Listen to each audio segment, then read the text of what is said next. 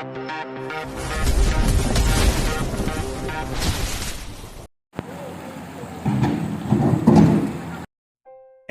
47. Pernikahan kontrak Sang CEO.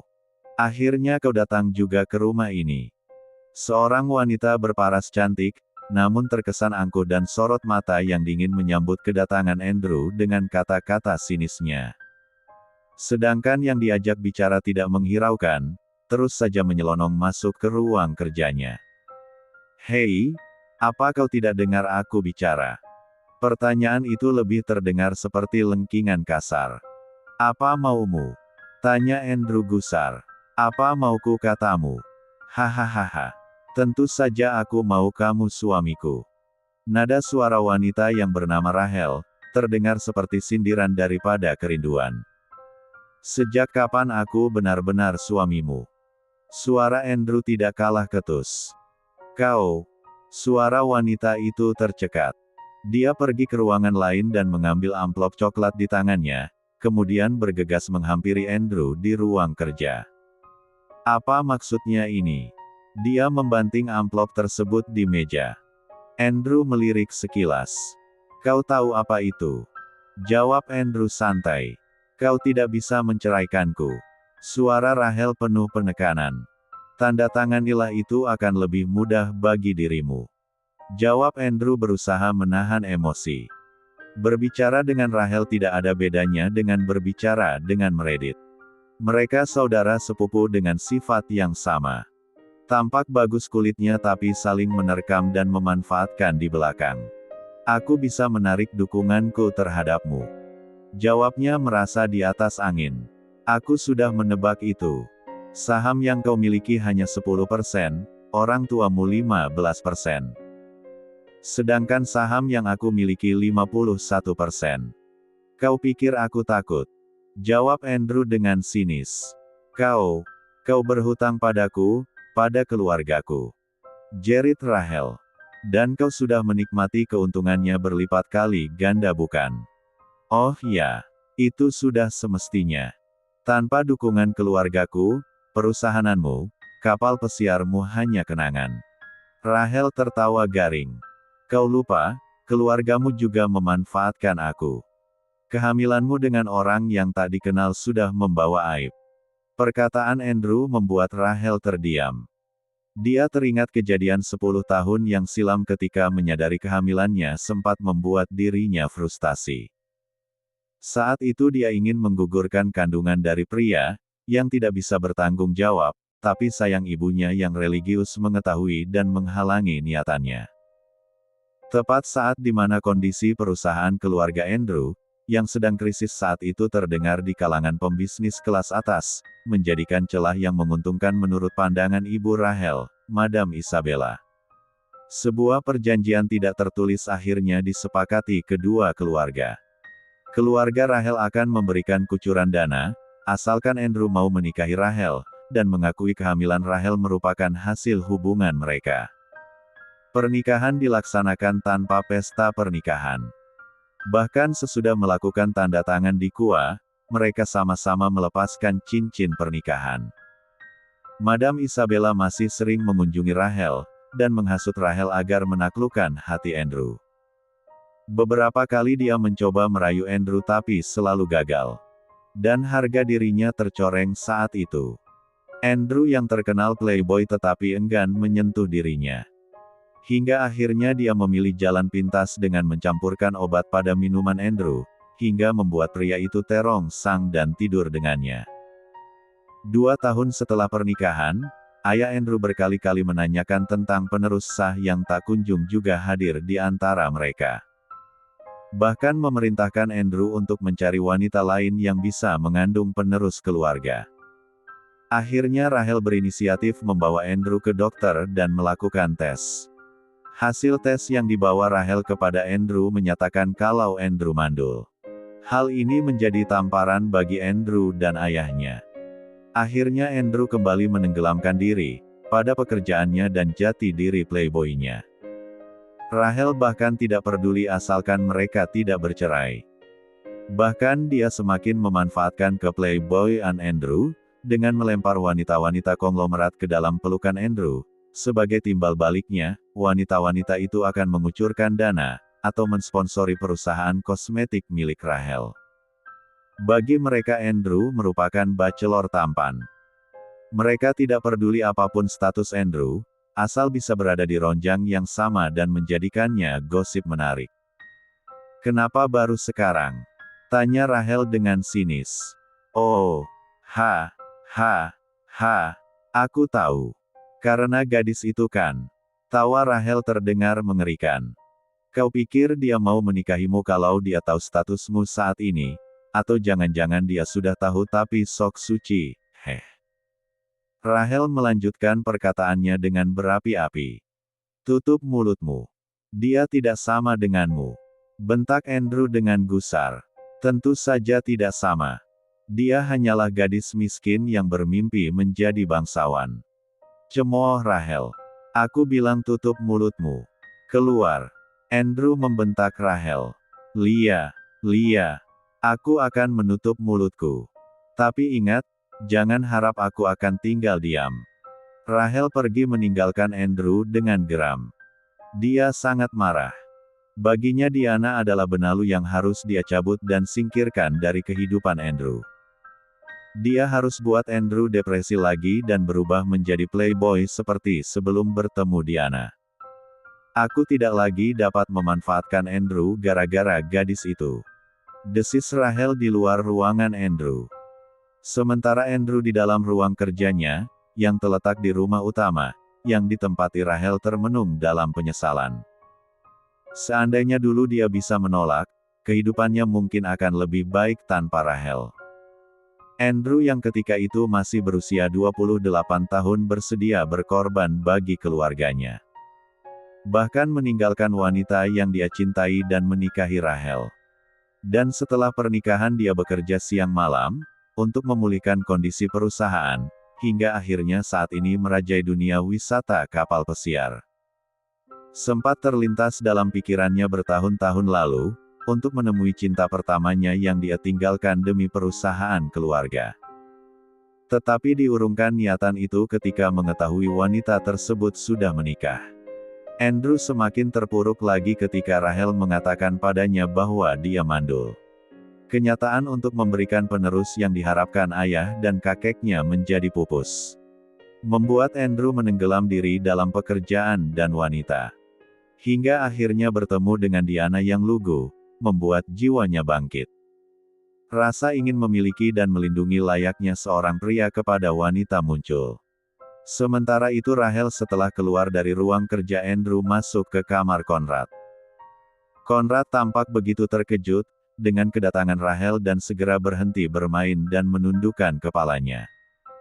"Hei anak kecil, bagaimana kalau kita buat perjanjian?" kata Rachel setelah duduk di hadapan Conrad yang tertunduk takut. Mendengar perkataan Rachel yang tidak membentaknya, Conrad menengadahkan kepalanya penuh tanya. "Kalau kau bisa membuat Daddy tinggal di sini bersamamu, aku akan baik kepadamu," kata Rachel sambil menatap tajam. "Daddy ada di sini?" tanya Conrad ragu. Rachel menganggukkan kepalanya. "Bagaimana? Aku akan membiarkanmu menemuinya kalau kau berjanji atau kau mau aku kurung." Conrad segera menganggukkan kepalanya menerima perjanjian dari Rachel. Bagi Conrad yang penting dia bisa lebih sering bertemu dengan Andrew. "Ingat kata-kataku tadi, aku akan lebih baik kepadamu, seperti seorang ibu yang kau impikan jika kau menepati janjimu untuk membuat Daddy tinggal di sini." Rachel menegaskan kembali perjanjian antar dia dan bocah kecil yang belum genap berusia 6 tahun itu. Conrad mengangguk dengan mantap, bibirnya menyunggi senyuman dan matanya berbinar penuh harap. "Oke, temui Daddy di ruang kerjanya," perintah Rachel. Episode 48. Conrad segera keluar dari kamar tanpa menunggu Rachel keluar terlebih dahulu. Dia segera menuju ruang kerja Andrew, membuka pintu di sana dan melongok ke dalam ruangan. "Daddy." Keraguan terdengar dari bibir mungilnya. Keraguannya bukan tanpa alasan, sudah lama sekali dia tidak pernah bertemu dengan Andrew, terakhir bertemu pun ketika Conrad datang mengunjungi Andrew di kantor. Andrew sudah berbulan-bulan tidak pernah menjejakkan kakinya di rumah yang ditempati Rachel.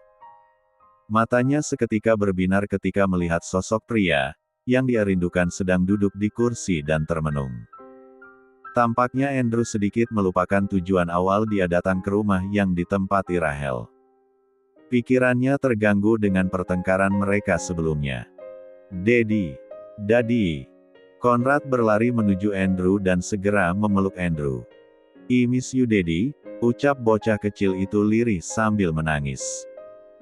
Tangan kecilnya memeluk Andrew dengan erat seakan takut pria yang dia rindukan akan meninggalkannya lagi. Air mata Conrad membasahi kemeja Andrew.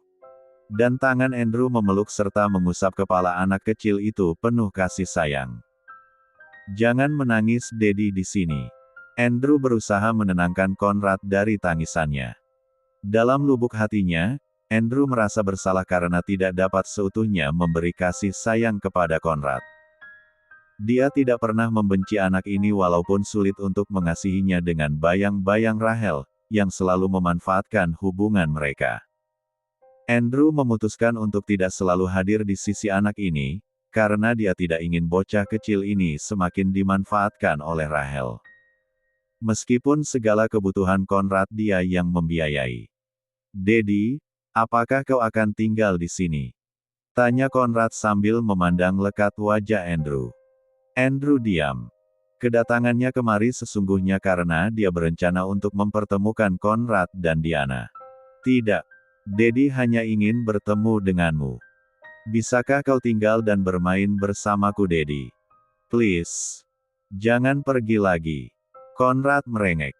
"Baiklah malam ini Daddy akan tinggal di sini menemanimu." "Benarkah?" Mata bulatnya berbinar kegirangan. Andrew menganggukkan kepalanya. "Ayo Daddy bermain denganku." Conrad menarik Andrew menuju ke kamarnya. Kamar Conrad cukup luas.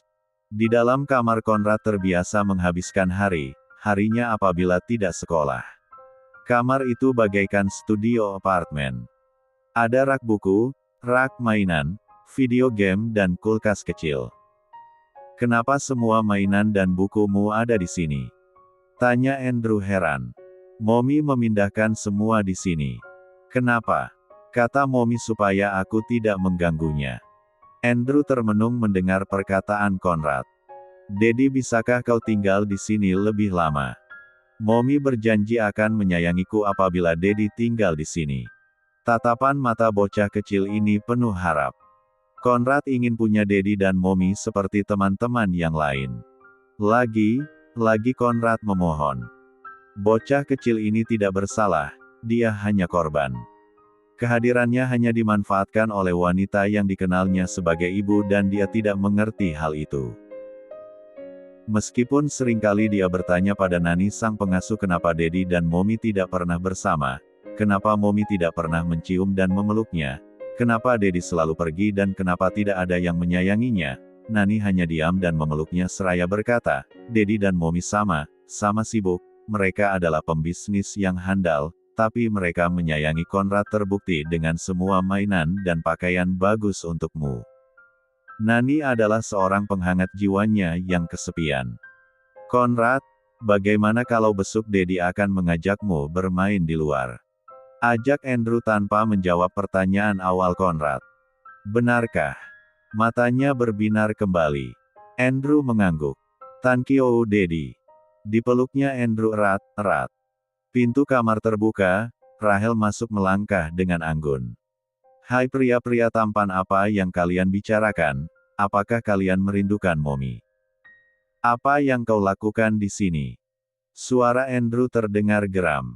"Tentu saja bermain bersama kalian.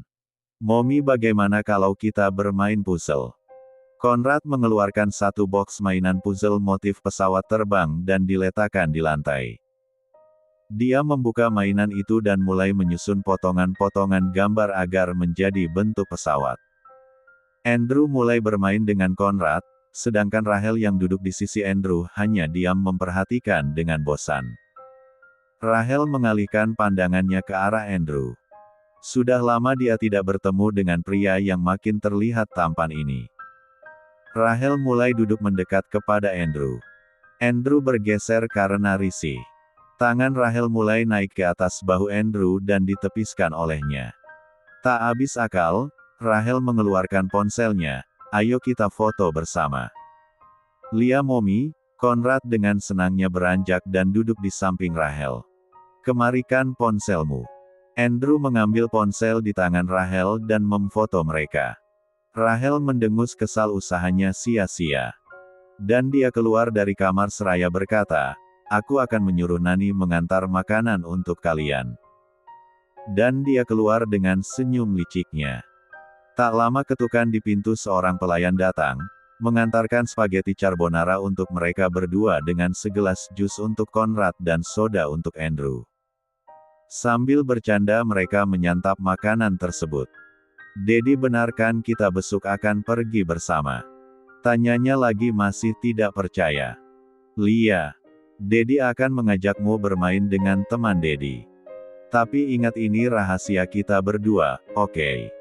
Konrad menganggukkan kepalanya mantap. Konrad, apakah air condition di kamarmu rusak? Tanya Andrew yang tiba-tiba merasa gerah. Tidak Dedi. Apakah Dedi kepanasan? Konrad mengambil remote AC dan memberikan kepada Andrew. Andrew menyetal hingga 16 derajat Celcius. Dedi, ini terlalu dingin. Aneh, kenapa aku merasa kepanasan? Andrew bergumam tak mengerti. Dia segera mengembalikan posisi AC ke arah 20 derajat. Konrad, Dedi keluar sebentar ya. Konrad mengangguk. Andrew keluar dari kamar Konrad, dan di depan kamar Rahel sudah menanti dengan gaun tidur yang tipis. Hawa panas semakin menjalar ke kepala dan wajah Andrew. Tangannya mulai bergetar, jantungnya berdebar. Matanya serasa terhipnotis oleh Bude di hadapannya. Mahkotanya mulai bangkit dan terasa sesak. Rahel menghampirinya dan mulai mengosap lengan Andrew, kemudian berbisik ke telinga Andrew, ayo ke kamar sayang. Suara Rahel tampak begitu menggerahkan bagi Andrew. Seperti terhipnotis, Andrew menuruti Rahel yang menarik tangannya dengan gemulai dan mulai masuk ke dalam kamar milik Rahel. Diana. Andrew mendesis dengan satu kematisan, Tuhan tangan Rahel. Rahel mendengus kesal mendengar nama yang keluar dari bibir Andrew. Tapi dia tidak memperdulikannya.